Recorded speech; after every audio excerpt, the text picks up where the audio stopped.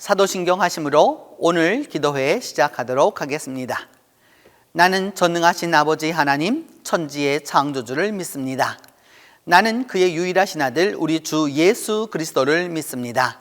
그는 성령으로 잉태되어 동정녀 마리아에게서 나시고 본디오 빌라도에게 고난을 받아 십자가에 못 박혀 죽으시고 장사된 지 사흘 만에 죽은 자 가운데서 다시 살아나셨으며 하늘에 오르시어 전능하신 아버지 하나님 우편에 앉아 계시다가 거기로부터 살아있는 자와 죽은 자를 심판하러 오십니다. 나는 성령을 믿으며 거룩한 공교회와 성도의 교제와 죄를 용서받는 것과 몸의 부활과 영생을 믿습니다.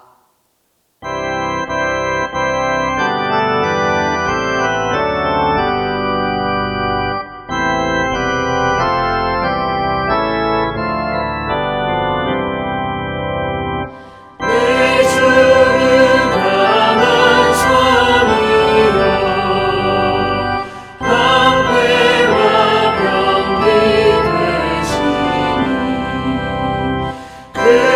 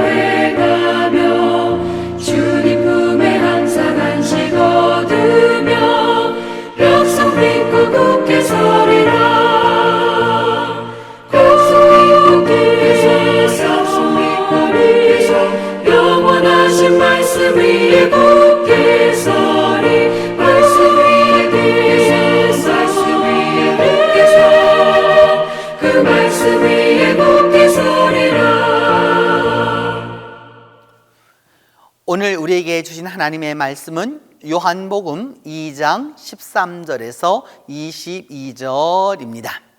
신약성경 요한복음 2장 13절에서 22절입니다.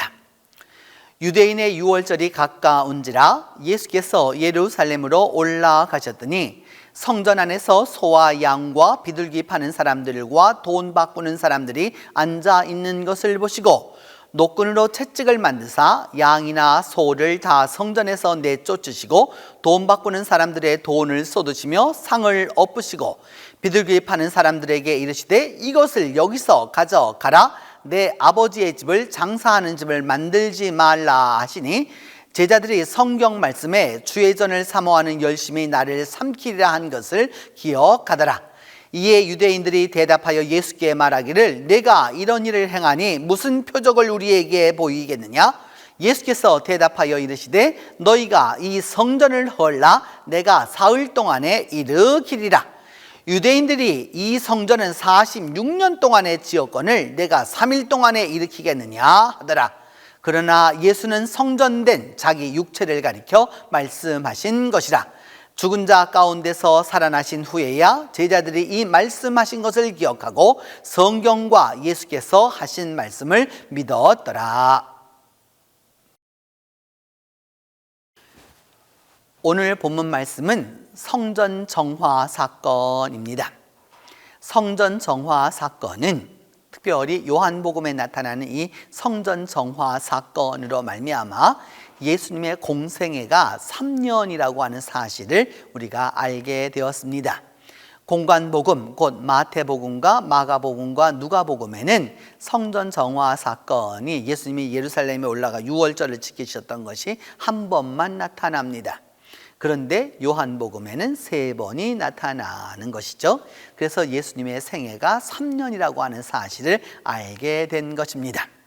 특별히 요한복음 기자는 예수님의 그 1장에서 예수님의 오심에 대하여서 말씀하고 그 예수님의 오심이 예수님이 언제부터 계셨느냐라고 하는 부분에 있어서 태초부터 계셨던 분이었다라고 하는 부분을 이야기하고 그리고 제자들을 만나시게 되는 장면을 그 1장에서 쭉 이야기하고 난 다음에 드디어 예루살렘에 올라가셔서 처음에 일으키신 일이 바로 이 성전 정화 사건입니다. 성전 정화 사건을 이 본문 말씀을 우리가 기억하는 것은 왜냐하면 이제 다가오는 주일이 우리가 무엇을 지키게 될 것이냐 하면은 종교개혁주의를 지키기 때문에 이 본문 말씀이 이 종교개혁주일이 되면 늘 쓰게 되는 본문 말씀이기 때문에 이 본문 말씀을 오늘 기도회의 본문 말씀으로 선정했습니다.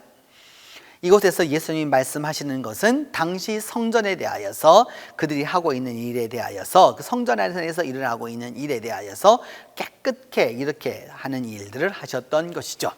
그들이 행했던 일은 무엇이었느냐 하면 성전 안에서 소와 양과 비둘기 파는 사람들이 있었고 돈을 바꾸는 사람들이 있었다라고 말하고 있습니다.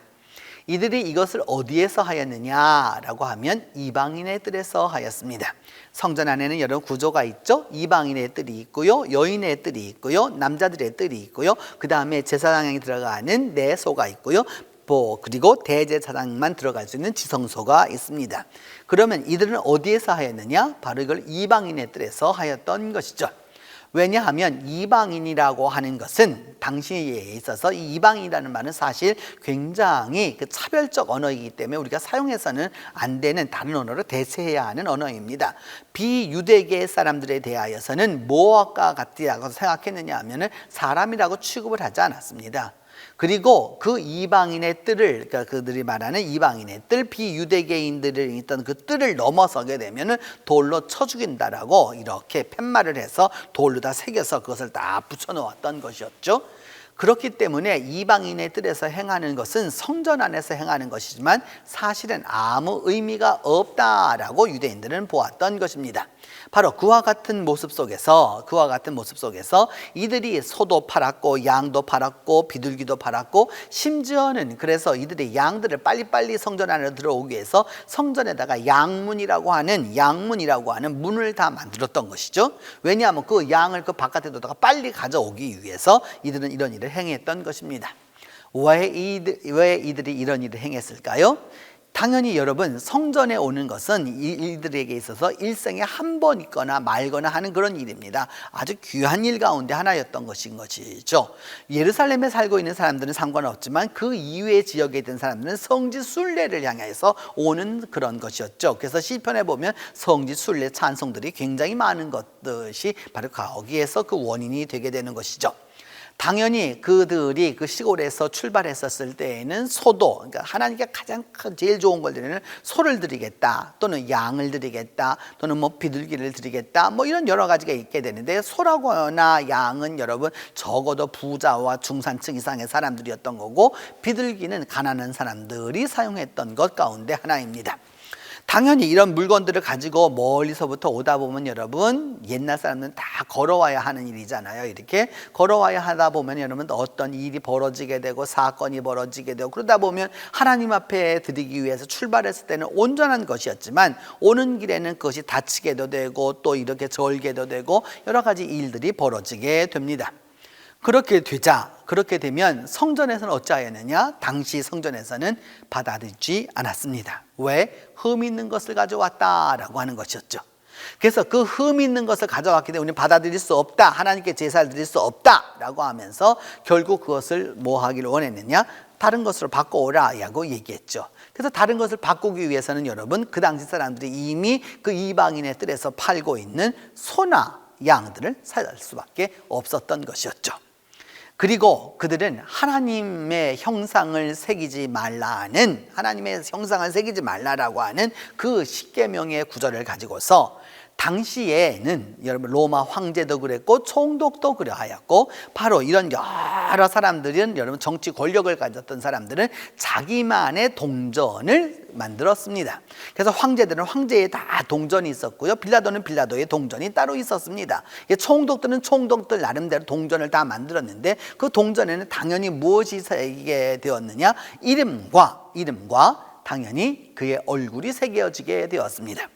이름과 얼굴이 새겨지게 되었다. 이것은 유대인에게는 형상을 만들지 말라라고 하는, 하나님의 형상을 어떤 그 땅에 있는 형상인데 그 모든 형상을 만들지 말라라고 하는 계명을 범하는 것이기 때문에 사용할 수 없다라고 그들은 생각했습니다. 그래서 그 돈을 바꾸었죠. 어디에서 가져왔느냐? 두로에서 있는 것을 가지고 왔습니다.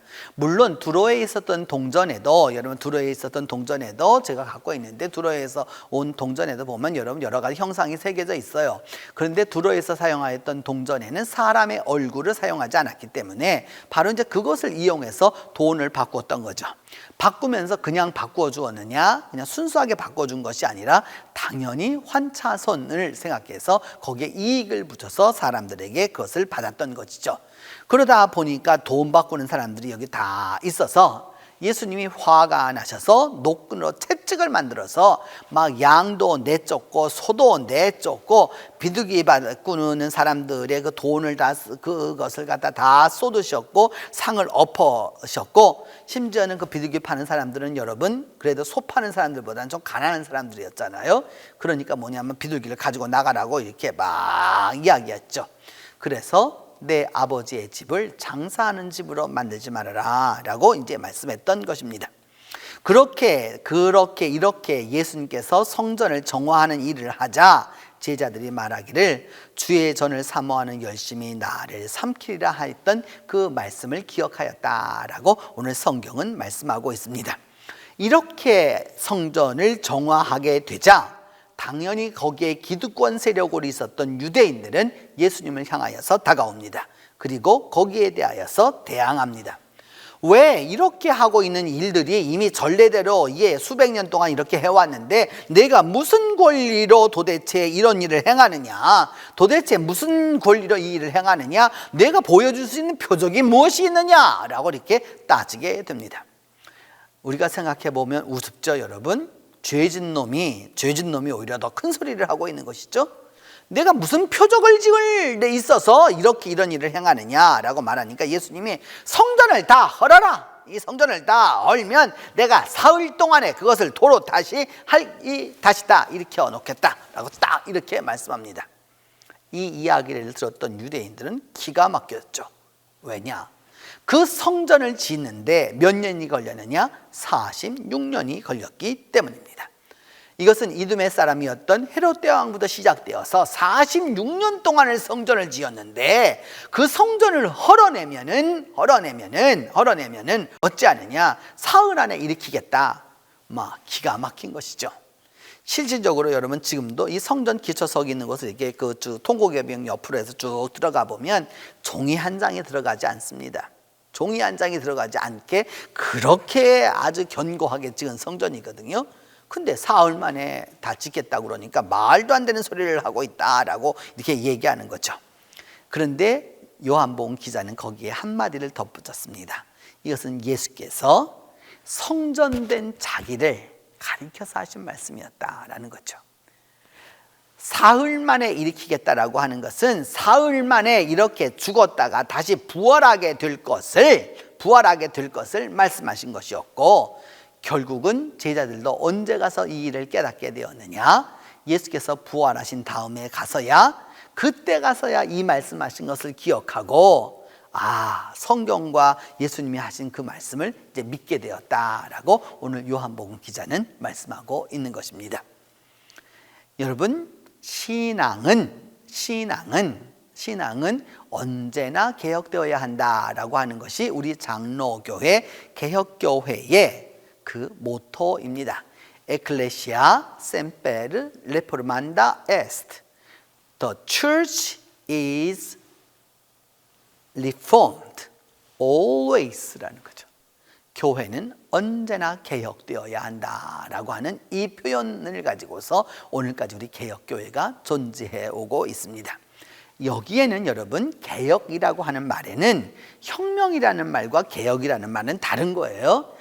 개혁은 전통을 잊지만 그 전통에 머무르지 아니하고 새로운 전통을 이어가면서 본질에 충실한 것이 개혁이라면, 혁명은 그 전 세대와 완전히 끊어버리는 것을 말하게 되는 것이죠. 그래서 우리는 종교 개혁주의를 지키지 종교 혁명주의를 지키지 않습니다. 리포메이션이라고 하는 단어는 다시 그것을 새롭게 만든다라고 하는 것에서부터 출발하고 있기 때문입니다. 그 다시 만든다라고 하는 것은 옛 것을 버리는 것이 아니에요. 여러분, 가끔은 왜 여러분들 TV를 통해서 대장간을 보지 않습니까? 그 대장간을 보면 거기 가면 여러분 새롭게 만들어 놓은 여러 물건들이 있습니다. 근데 농부는 여러분 새 것만 쓰지 않죠. 새 것만 쓰지 않습니다. 농사를 짓다 보면 여러분 호미도 그러하고요. 또 그렇게 이게 선호미가 세워서 쓰는 그런 것들을 이렇게 보면 한쪽이 많이 닳기 마련입니다. 한쪽이 많이 닳게 되면 대장쟁이가 그것을 가지고 오죠. 그럼 대장쟁이는 어떻게 해주느냐? 그 반대편을 쓸 수 있도록 만들어주는 겁니다. 그게 바로 리폼입니다. 여러분, 리폼이에요. 그 리폼을 하는 게 바로 뭐냐? 개혁하는 거죠. 그것이 리포메이션, 종교개혁이라는 뜻입니다. 오늘 우리 한국교회는 종교개혁이라는 말만 나오면 그저 오직 믿음으로, 오직 그리스도로, 오직 성경으로, 오직 이런 단어만 사용하면서 실질적으로 교회가 변화하지 않습니다. 루터와 칼빈이 살았던 그 시대에는 오직 성경이라는 말을 할 수밖에 없었습니다. 왜? 전통이 너무 강했기 때문입니다. 그리고 믿음 말고 행위도 많이 강조했기 때문에, 행위가 너무 강조되었기 때문에 당연히 믿음으로 가야 된다라는 거 하는 것을 강조할 수밖에 없었던 것이죠. 오늘 한국교회는 어떠합니까, 여러분? 오직 믿음으로, 오직 은혜로, 오직 성경으로 이런 말만 하다 보니까 결국은 뭐냐? 행위 없는 믿음이 되고 만 것이죠. 그러면서 행위를 말하게 되면 로마서의 말씀을 근거로 해서 오직 은혜로 말미암아 구원을 얻는 것인데 어디에 행위가 있느냐? 그래서 여러분, 기독교인을 보면 행위에서 우리가 본받을 바가 없게 된 것이죠. 여러분, 로마서만 있는 게 아니잖아요. 야고보서도 있는 것이죠. 야고보서는 말하기를 행위가 없는 믿음은 죽은 믿음이라 라고 분명히 말씀하고 있는 것이죠. 우리가 정령 신앙인으로서, 특별히 개혁교회의 전통을 갖고 있는 장로교인으로서 살아간다면 우리가 꼭 기억해야 하는 것은 본질에 충실하고 이 시대에는 무엇이 요구되는지를 분명히 알아야 하는 것이죠. 오직 믿음으로만 부르짖어서 카톨릭에 그래서 대항했다, 옛날 얘기하지 말고요, 이제 우리가 그렇게 함으로써 오늘날 어떻게 사회로부터 지탄을 받고 있고 어떻게 이렇게 문제가 되고 있는지를 깨달아서 이제 이 시대에 주님이 원하시는 교회를 만들어가는 것이 바로 개혁교회입니다.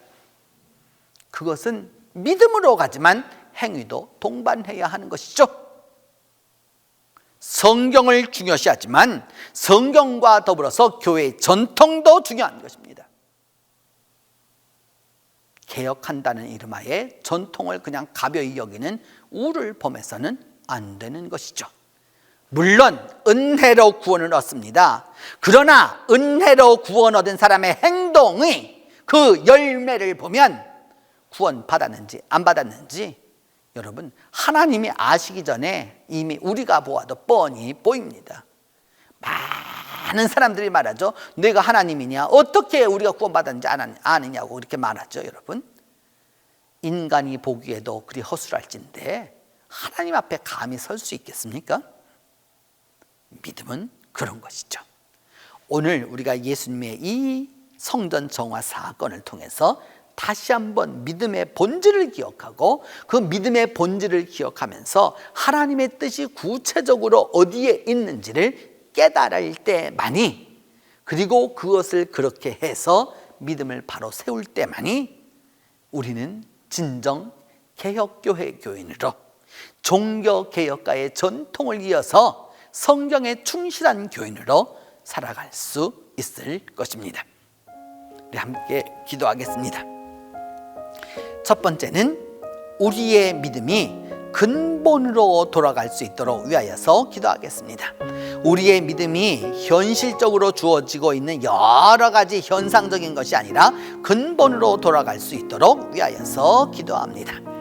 두 번째는 내 아집과 고집, 그리고 내가 갖고 있는 잘못된 그 관습, 또 잘못된 전통에서 벗어나게 해달라고 기도합니다.